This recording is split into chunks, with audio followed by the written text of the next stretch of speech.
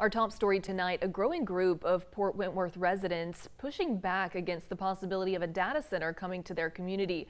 Neighbors gathered tonight to learn more about the proposed project and to rally support for a temporary moratorium.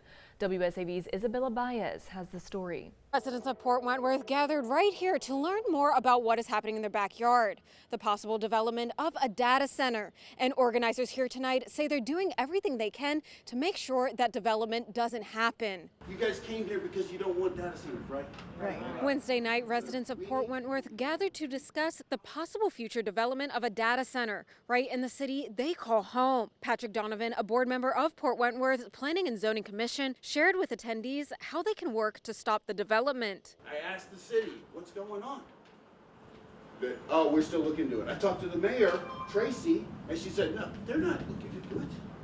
You guys made the big ruckus, and then no one said anything else. So they said it's over. And when she said that, I said, that's why we need to start this petition. Donovan says no proposal has slid across the planning and zoning desks yet, but says he has heard they are looking at certain locations. So what I've been told from city officials, I'm not going to give out names, but there's 5 places they're looking at. 2 of them, one is in Port Wentworth in that industrial park across the street from Rice Creek.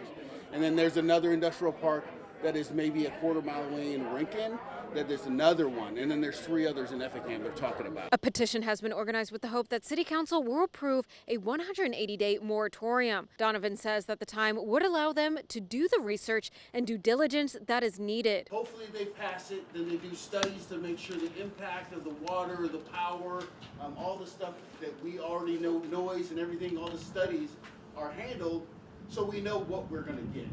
Organizers here say they will continue to speak out and present the petition at future city council meetings until their voices are heard. Reporting in Port Wentworth, I'm Isabella Baez, WSAV News 3, on your side. 2 people are in custody after a chaotic scene during a block party in Hiltonia that law enforcement say quickly escalated. The Screven County Sheriff's Office says deputies and Hiltonia police were monitoring a large crowd Saturday night when they saw a car driving with multiple people riding on top of it. During that traffic stop, deputies say several people fled the scene. One man was later taken into custody inside a nearby home. A second man also ran from officers, and when they attempted to take him into custody, his mother intervened. Officials say the mother was placed under arrest but resisted, leading to a struggle that brought officers and the woman to the ground. Law enforcement say the situation escalated further when a large and increasingly aggressive crowd gathered around those officers. Officials say that's when police used a show of force to disperse the crowd and regain control of the scene. Both the women and the man were taken to the Screven County Jail, and the investigation is ongoing. Well, 3 men are now in custody in connection with a deadly shooting in Port Royal that left a 23-year-old man dead. Authorities say Derek Riley was arrested in North Carolina while Name Riley and Damon Guathy Jr. were taken into custody in Florida. Investigators say it happened on May 15th at the Shell Point Apartments, where the suspects allegedly confronted another group of people. Officials say 23-year-old Trayshawn Reed was shot and died at the scene. The 3 are facing murder, attempted armed robbery, and other charges. The Tybee Island community is continuing to rally around 2 families displaced by Sunday's devastating house fire. A fundraiser for city engineer Pete Goldbranson and his wife Lori has already raised nearly $10,000 as they begin the long process of rebuilding. A GoFundMe created for Pete and Lori has raised more than $9,800. The couple lost their home, one of their dogs, and nearly all of their belongings when a fire and explosion destroyed their duplex over the weekend. Friends say the family moved to Tybee Island from Wisconsin several years ago and quickly became active members of the community through volunteer work, local events, and civic involvement. Meanwhile, there's a positive update in the search for Walker, a dog that fled during the fire. City officials say a drone has located Walker in the marsh near Little Tybee Island. While rescuers have been able to confirm his location, they have not yet been able to safely bring him in due to the remote terrain and changing tides. Officials are asking the public not to attempt their own rescue efforts, saying uncoordinated attempts could frighten the dog and make it more difficult for trained rescuers to successfully reach him. We're still waiting for word that Walker has been safely recovered, and will continue to follow the search efforts and bring you the latest information as we learn more. Well, WSAV is your local election headquarters. As we are just a few days away from the Georgia primary election runoff, more and more eyes are on the two Republicans seeking the governor's office. Businessman Rick Jackson and Lieutenant Governor Burt Jones are facing off Tuesday, hoping to make it to the general election in November against Democratic candidate and former Atlanta Mayor Keisha Lance Bottoms.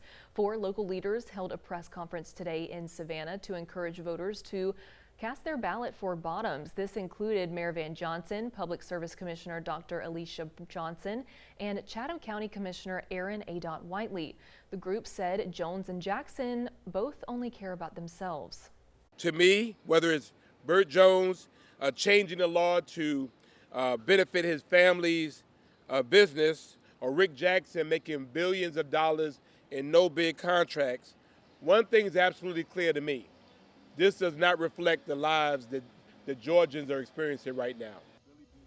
The speakers mentioned Jones and Jackson supporting policies such as ending the gas tax suspension and how this is hurting working families all across our state. They also highlighted Jones and Jackson's long record of, quote, self-enrichment. Commissioner Whiteley is also asking people to vote Democrat down the ballot. If we have a strong governor who's willing to use the veto power, which I believe Keisha Lance Bottoms is, I think we can get a lot done in our state to make sure that tables are more equal, to make sure that our state is more equitable. Meanwhile, Jones has the endorsement of President Donald Trump, while Jackson has shaken up the race by pouring tens of millions of dollars into ads. We talked to both candidates earlier this month about their campaigns. Will resonate with the fact that I'm not a politician, that I have struggled and I know how to do that. And my promise to our kids and people growing up in Georgia on both sides of the aisle is I'm going to show them how they can be successful and pull themselves up by their bootstraps and overcome the hurdles that they're doing. We said we were going to cut taxes. We said we were going to get rid of regulations. We said we were going to pass school choice. We said we were going to be tough on public safety. And we also assured you that we were going to have voter integrity back in this state right here. And we're very, very close right now to being your nominee, and we want to be your next governor. We have everything you need to know about the other Georgia races. Before you head to the polls, you can find all that information on WSAV.com/electionhq. Well, a major settlement is now in place involving a Bryan County development and allegations of mishandling Native American remains and thousands of archaeological artifacts. The developer of the gated waterways community in Bryan County will pay $1.1 million to the federal government, ending a lawsuit. Officials say human remains and funerary objects were improperly removed during excavation work. The lawsuit, filed in January 2025, claims the developer failed to properly notify authorities and tribes, including the Muskogee Nation and the Seminole Tribe of Florida, when remains were discovered. Under the settlement, the company will pay the civil penalty, appoint an archaeologist to oversee preservation efforts, and return human remains and funerary objects in coordination with tribes and Georgia officials. Certain portions of the property will also be permanently protected from development. The developer, however, denies the government's allegations while saying it remains committed to completing the project. The waterways permit has also been extended through 2032 to allow time for compliance and preservation work. Well, the iconic Cockspur Island Lighthouse off Tybee Island has stood as a coastal landmark for generations. Now local advocates are using a new book to help preserve its history and raise money for much needed restoration work. WSAV's Jillian Coles took a boat out to the lighthouse and has that story.